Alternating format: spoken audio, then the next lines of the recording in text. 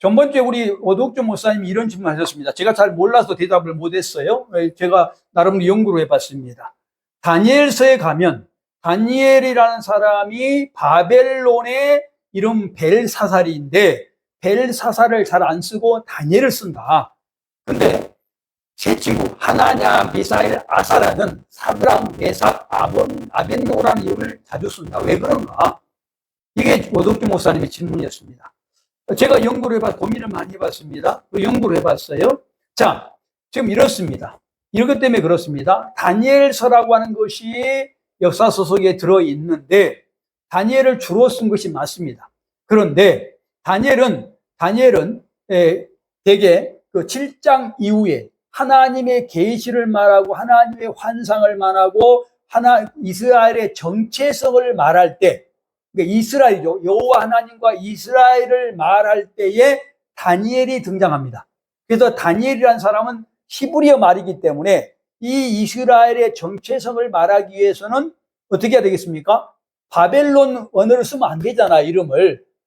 벨사사를 쓰면 안 되잖아요. 이스라엘을 말하면서. 그래서 그거를 말하기 때문에 7장 이후에 등장하는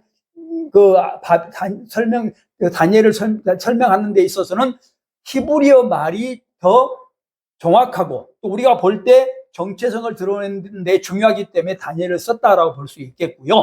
그 다음에 세 친구는 3장의 금신상을 말한다든가 특별히 2장, 7장 후반부에 거기에 아람어로 기록되어 있어요. 다니엘은 2장, 7장에 아람어로 기록이 되어 있는데 거기에는 그 금신상을 말할 때는 어느 쪽 문화입니까? 바벨론의 문화잖아요. 그러니까 바벨론 이름을 썼다고 하는 것이고요. 그리고 2장, 7장에 이들이 세 친구 이름이 바벨론 이름이 많이 등장하는데 이 사람들은 거기는 국제정치를 말합니다. 그러니까 국제정치라고 하는 것은 히브리어 말로 쓰면 국제정치라고 하는 것이 무색해지겠죠. 그러다 보니까 어떻게 되어져요? 아람어를 사용하면서 바벨론의 이름을 썼다. 이렇게 해석을 하고 넘어가겠습니다. 자, 그 다음에 이제 여기에 바벨론에서 우리 궁금한 것은 이스라엘을 어떻게 바벨론이 복속했는가 합니다.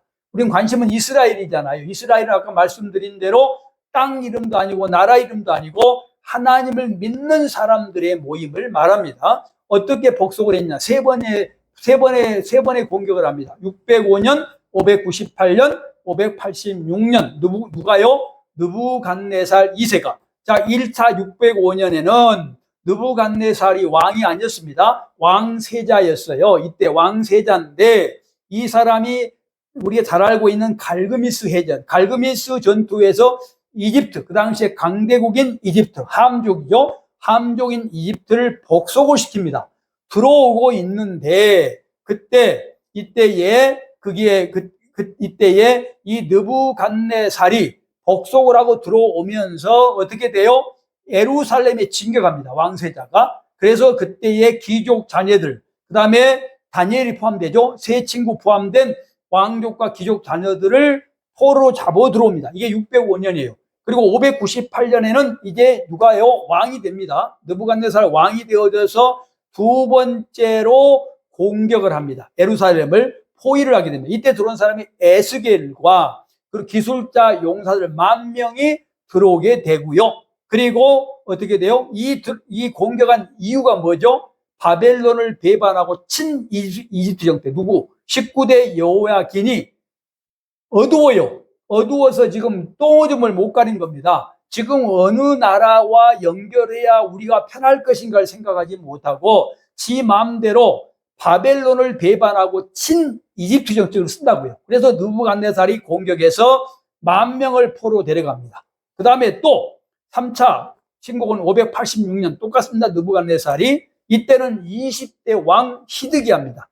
히드기야가 통치하고 있는데 이 사람도 정신을 못 차려요. 어떻게 친이집트 정책을 또 씁니다. 그래서 느부갓네살이 공격합니다. 근데 공격해서 얼마나 포위를 하냐면 1년 6개월을 포위를 해요.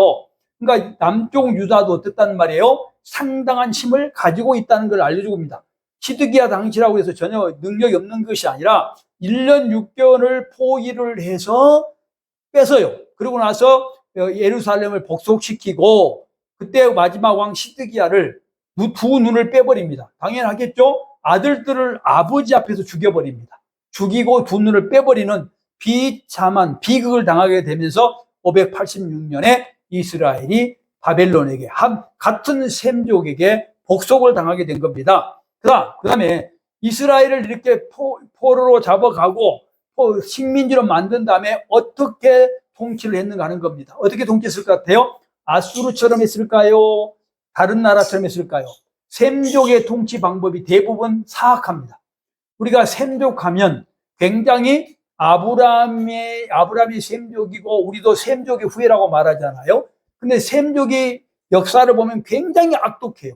그래서 여기에서는 바벨론도 아주 악독한 정치를 합니다. 이기적인 정치, 자기들만을 위해서 상대방을 죽이는 정치를 합니다. 자, 첫 번째가 뭐죠? 엘리트 계층의 강제 이주입니다. 아까 말씀드렸죠. 1차는 다니엘, 왕족, 귀족, 2차에는 에스겔, 그리고 기술자, 10,000명, 3차에는 이제 전체를 다, 괜찮은 사람 다 데려오는 이런 포로 기환. 약 55만 명이 포로로 들어왔다는 것이 정설입니다. 어떻든 엘리트 계층을 강제로 이주시킵니다. 자, 엘리트 계층을 강제로 이주시킨 목적이 뭘까요? 머리가 좋은 사람을 데려와야 뭐 하겠어요? 자기 나라에서 뭐 하겠어요? 반대 세력을 못 만들겠죠. 이게 얼마나 정말 야비한 정책입니까? 두 번째는 어떤 것일까요? 우수한 인적 자원을 데려다가 공부를 시켜서 자기 나라를 발전시키겠다는 겁니다. 그래서 어떻게 돼요? 왕족, 귀족, 지식인, 종교 지도자, 그리고 기술자까지 데려옵니다. 이 중에 포함된 사람이 누구죠? 왕족인 다니엘, 에스겔 같은 사람들. 이런 사람이 많이 들어오잖아요. 그러니까 다니엘과 세 친구가 그때 들어온 사람들입니다. 그래서 어디를 공헌해라고요? 바벨론을 위해서 살아라고 하는 것입니다. 뿐만 아니요, 아주 철두철미한 계획을 합니다. 하층민들, 머리가 좋지 않은 힘 있는 사람들은 그쪽에 남겨놓습니다. 남겨서 뭐예요? 농사 지어서 어떻게 하고 잘 지어서 자기들에게 바쳐라고. 그것까지 철두철미하게 만듭니다. 뿐만 아니라 이 바벨론은 아수르와 약간 다릅니다. 꼭두각시 총독을 통해서, 즉 중앙 집권 체제를 만듭니다. 아까는 뭐라 그랬어요? 거기는 총독 체제라기보다 속주 체제였잖아요. 근데 총독을 만들어요. 총독이 누구? 우리가 잘 알고 있는 그다리아입니다. 그다리아 아시죠? 그다리아 현지 사정에 잘하는, 그러니까 유대 사람이죠. 유대 사람인 그다다를 총독으로 만들죠. 근데 이 사람을 누가 죽여요? 이스라엘 사람이 죽여버리잖아요, 총독을. 그래서 이 사람은 어떻든 꼭두각시 총독을 통해서 다스리고자 원하는 얄팍한 통치를 하게 됩니다. 뿐만 아니라 이 바벨론은 문화적으로, 언어적으로 동화 정책을 씁니다. 학문과 언어, 뭐라 했죠?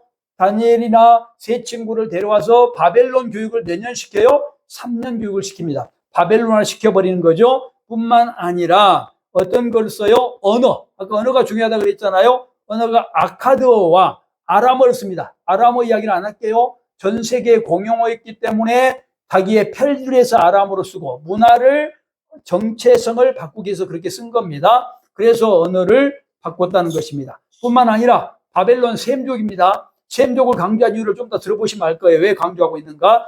배반하면 어떻게 돼요? 아주 잔인하게 죽여버립니다. 그렇죠? 잔인하게. 아까 말씀드린 대로 시드기야 왕의 누나를 빼버립니다. 아들을, 세상의 자녀를 아버지 앞에 죽이는 그런 인간들이 어디 있어요? 그렇죠? 절대로 그래서는 안 되잖아요. 그런 정책을 쓰므로 아주 공포 정치를 바벨론도 했다라고 보면 되겠습니다.